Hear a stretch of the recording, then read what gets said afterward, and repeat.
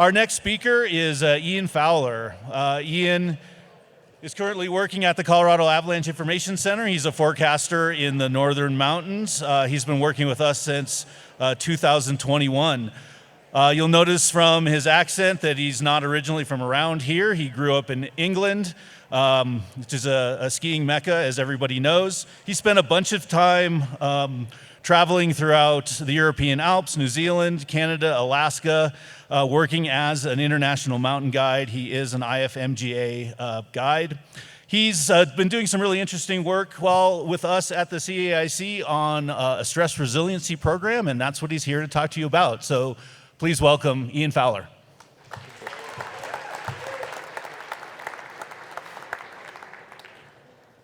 Okay, everyone hear me okay at the back? Awesome. Thanks for hanging out to the last session here today. I'm pretty sure Jason put my talk in this last session so that I would be stressed out all day. Not gonna lie, I'm a little in the orange right now. For those folks who are new to the stress continuum, that joke will make a lot more sense in about 15 minutes.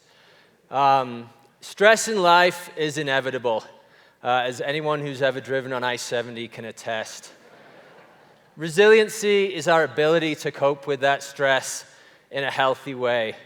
And when I started working in the outdoor industry 25 years ago, those two words didn't mean anything to me, and I never thought they would. I never thought I'd be up here promoting team mental health. Having experience working at places that have a supportive resiliency program, I can attest it's a lot better than working for an organization that doesn't have one. And I also had a head injury last year, and that made me realize that things from my past that I thought were well and truly in the past can pop up and affect us again. I have to thank these three organizations. They all contributed to the creation of our resiliency program. So in the next little section here, I want to talk about what stress injuries are. Getting stressed out by this microphone right now. And steps you can take to prevent or reduce the impact on individuals. I'm going to walk you through our approach at the CAIC and how we've come up with a program that helps deal with our resiliency. And hopefully it gives you some ideas that you can take back to your own teams. So firstly, just an intro to what are stress injuries. It's a term that was coined by the US Marine Corps in 2013, and they depicted a continuum from ready through to ill. People who regularly experience traumatic events are more likely to get these injuries, which can go as extreme as post-traumatic stress disorder. Law enforcement, first responders, SAW teams, ski patrollers, to name a few, folks who get exposed a lot to stress and could be at more risk. Like a broken leg, they are physical injuries. They have vital signs that change early and late. And if we recognize them early enough, we can treat them and prevent them becoming injuries. So how do they form? I didn't feel like I could do a presentation without putting up at least one snowpack photo.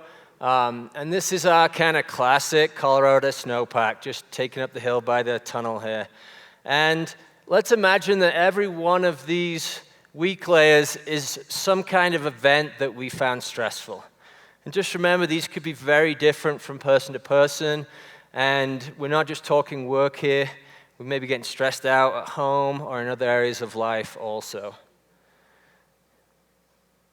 Let's now overlay those stronger layers, I'm inverting commas there, as the ways we are coping with these stressful incidents. And what the result of this is it's just burying those weak layers, right? And as we all know, when we bury weak layers, they normally pop back up and cause something that looks somewhat like this. So this is our stress injury if it's untreated, a big avalanche. So now let's look at a snowpack we'd much rather have, a right side up snowpack. We can't change the stresses we encounter with life, but we can change how we deal with them to create a right side up, stronger snowpack, stronger self.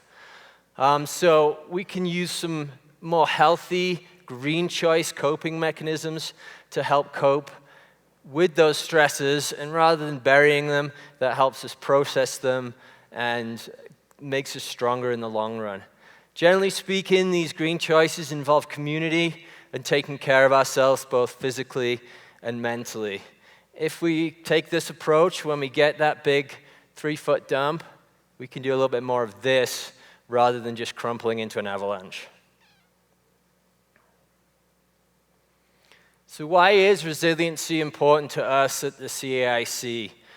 Firstly, it might surprise you to know that my job is not always skiing pow under bluebird skies and digging snow pits. I can attest that one of the most stressful things I do as a backcountry forecaster is make that decision to drop from considerable to moderate on a busy weekend. In Colorado, we forecast for over half the year and thousands of miles of mountains. The highway team at the Avalanche Center controls 278 out of 522 known avalanche paths. Many are overlooking some of Colorado's busiest highways.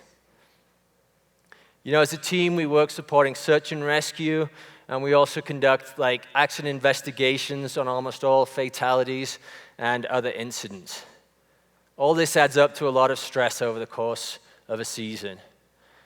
We also get a little mushy here. We have a small team, and we like each other. We want to take care of each other. So this is all reasons why we want to support each other. So we deal with two types of major stress in life and at the Avalanche Center.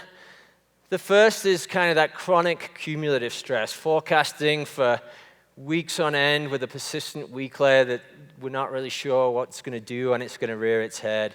So that's just that continual stress. And then we have the more acute stress. That's like the big load on the snowpack. And for us at the Avalanche Center, that's generally associated with a fatality in the community. At the center, we have a plan that deals with each of these individually. And so I'm going to take you through those approaches now.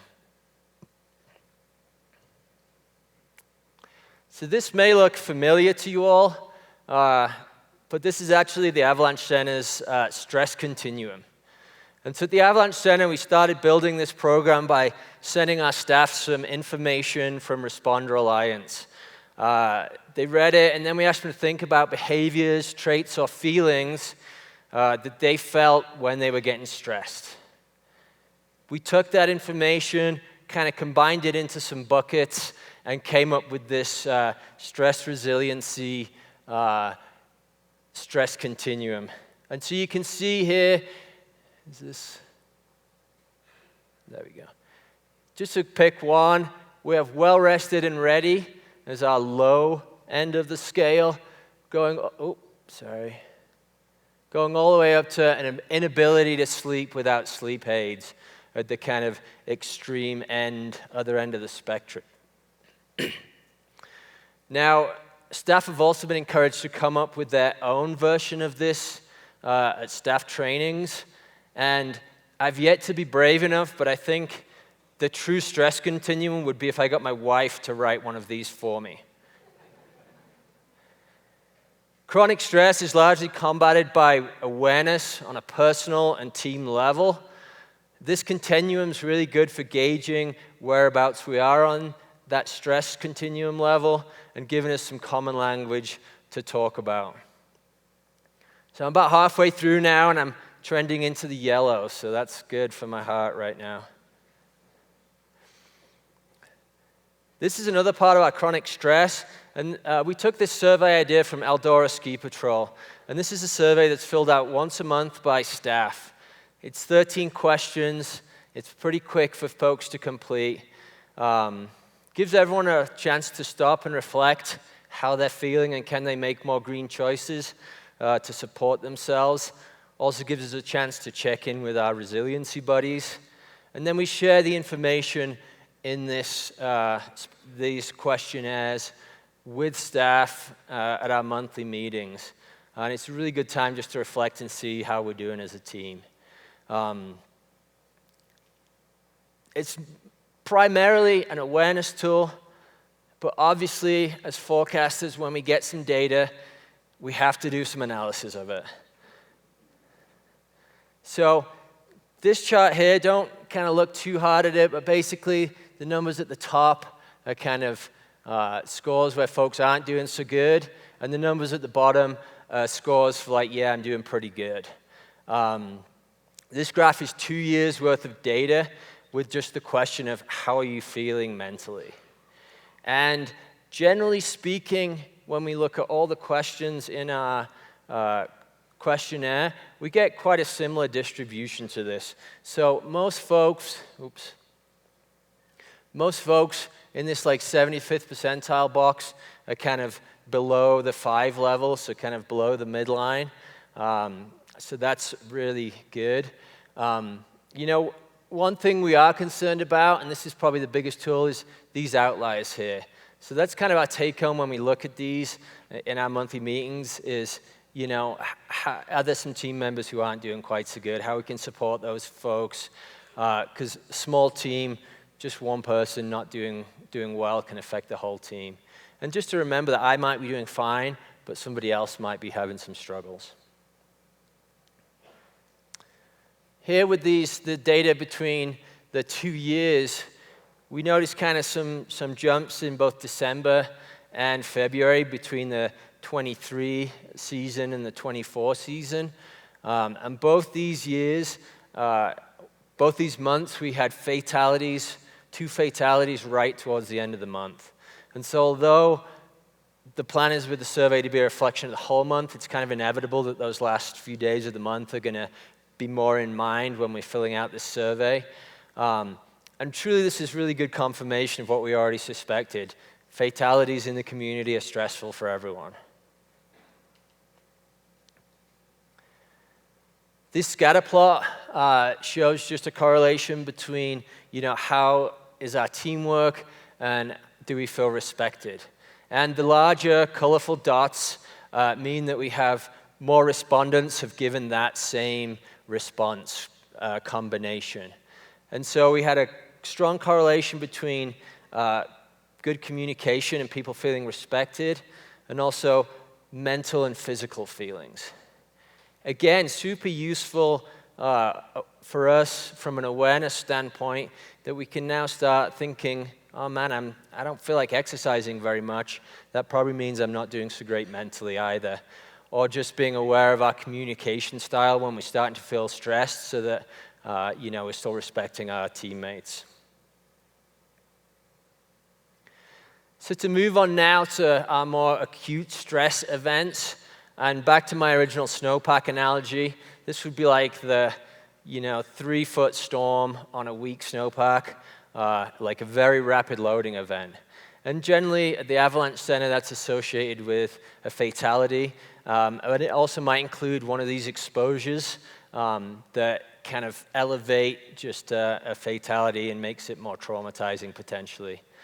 All the following resources I'm going to show you are available on the Responder Alliance website. So our first step after a potentially traumatizing event is to score the event for both the responder and then an incident score as well. And this was a card that was filled out after a fatality in Avalanche near Marble in 2023, in which one person passed away, another got a serious head injury, and a dog went missing. Forecasters have flown to the scene the day after, conducted a search, and recovered the victim. After the incident, both forecasters that were involved filled out this incident appraisal. And as you can see, this response had high scores for both family contact and personal identification. Once we've got the scores, we combine them to get a total score for the incident. And then we have suggested follow-up protocols on the side here that will dictate kind of what we're going to follow up with. You know, in this situation, the recommended follow-up was in the yellow, and so it was the 333 protocol was conducted on this. It's important to remember that two people attending the exact same incident might have very different reactions and scores from it. So what is the 333 check-in? You can probably all remember getting an injury, and the first week or so after your injury, everyone was coming and checking in and seeing how you were doing, and then radio silence. And it's very similar with like a stress injury. But the difference there, you don't have the crutches or the cast to remind everyone that you're potentially injured. And so our 333 check-in allows us to have a systematic check-in, normalize effects, and assess for long-term risk of traumatic stress injuries. At day 3, it's basically a check-in like, hey, how you doing? What's the plan to get back to green, to get back to your baseline? At 3 weeks, team members will complete a traumatic stress questionnaire. I'll show you that one in the next slide. And again, are we moving back to green? At 3 months, hopefully, it's just a check-in and we're back at baseline, back in the green. So this is the traumatic stress questionnaire that we fill out at the 3-week stage. And if people score over 6 on this, clinical support is recommended. Like, this is above the level of just chatting to someone, a friend. This is like you're at high risk of a stress injury, so talk to a professional. Last year, we started using an app that the previous presenter developed, Gabby at Snowmass. And this is a super neat way of collating all our information into one place. You know, it gives an option to do like a daily stress check-in, which could be super good for ski patrollers to get some really fine data in those morning meetings. It offers all the incident support tools, and you can get reminders of if there's any 333 check-ins due for folks. Some additional measures we've put in place that I haven't talked about yet. Team members are encouraged to have check-in buddies. So these are just self-created pairs who have a monthly, like, how's it going? The ideal is when this takes place in the skin track. But as we're busy, it's often just a phone call. But it's just good to have that check-in with someone. Last year on our website, under our accidents tab, we added a resources list for local resources, broken down into kind of immediate help and more kind of long-term. And then just this last week at our staff training, we had a module in psychological first aid that we completed for assisting folks through traumatic events as like rescuers. So looking at the kind of program data here, and I'm going to argue that I put this in as program data, but I think I could also title this successes. And the reason for that is, without our program, 29 team members potentially would have gone without any kind of follow-up. Also looking at this data, it highlights that most incidents don't need a formal follow-up. Most don't meet that criteria for a 333 check-in, and even less meet that bar for the follow-up at 3 weeks. Most team members kind of returning to normal duties, but with that more awareness of like, oh yeah, I gotta take some time, maybe make some more green choices.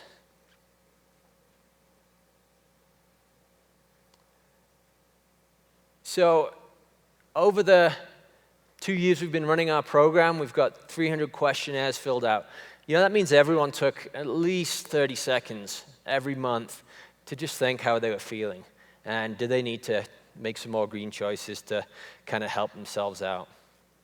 And although it's often used in jest, like, Ian, your stress questionnaire is stressing me out this month, we have a common language that we use as a team now to communicate things. And it's often a lot easier to tell someone, yeah, I'm feeling a little in the yellow today, than actually like open up and tell them why you're not doing so great. Generally speaking, and maybe the people filling out my questionnaires have different opinions, but it seems like our program's been pretty well received. And I think that's because we collaborated very early on, brought everyone into the fold of developing that first stress continuum. And I think also it's a fairly small amount of time that's truly kind of like people have to put into this, so it's not super intrusive for folks. In the future, we'll continue data collection, whilst also remembering that the primary purpose of that data collection is as an awareness tool. So if those two start conflicting, then it's an awareness tool first. One thing we're doing for our staff is we're building out a therapist network.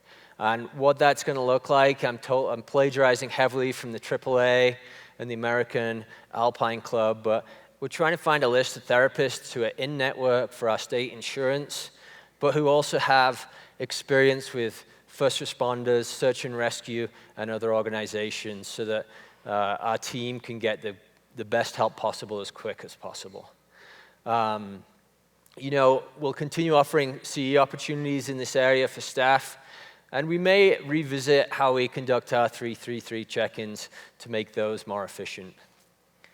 Initially, we've only been treating fatal accidents as potentially traumatizing events, but we may be overlooking some other events, so potentially we'll expand the use of our incident support tool so we're not missing some other potentially traumatizing events.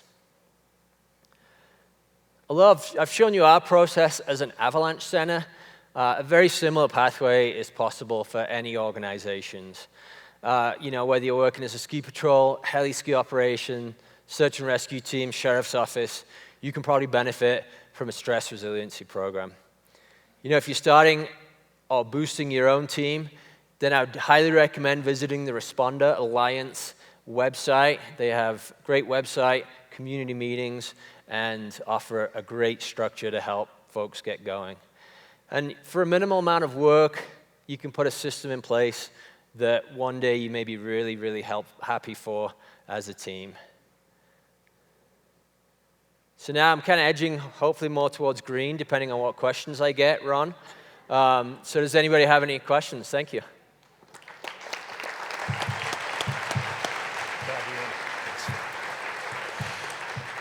Thanks, Ian. I'm sure Ron has a question for you, but maybe we'll go to the rest of the audience first. Can we get a microphone down in front, please? Thanks, Dylan.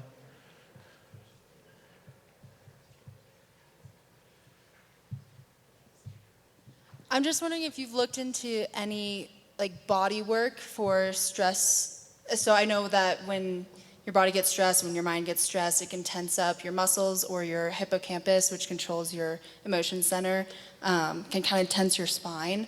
So I had a concussion from an incident, and I went in to go get some, not massage therapy, but definitely work on the spine and loosening up muscles that had been tensed for a month or two, and noticed a huge change in my mood, in my decision making, and all that. So I'm just wondering if that's something you're thinking about incorporating into your program. It's not something we've considered as a team. We do have some good resources for our staff. Personally, I have used many things like that when I was recovering from my accident, so thank you.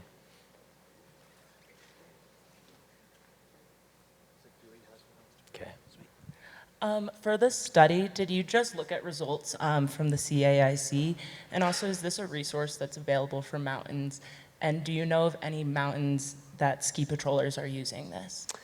So the first question is the data we're collecting is just from the CAIC at this stage. Again, we're looking at this as an awareness tool, and if we can extract some data from it that helps our team, then that's great. I know there's quite a few ski patrols. I know there's some Eldora ski patrol folks here. They were probably one of the first ski patrols to start a stress resiliency program. I know Snowmass also has one. So there are lots of patrollers having it. All the Responder Alliance stuff is on the website, and I'm happy to chat more if you're thinking of starting a team.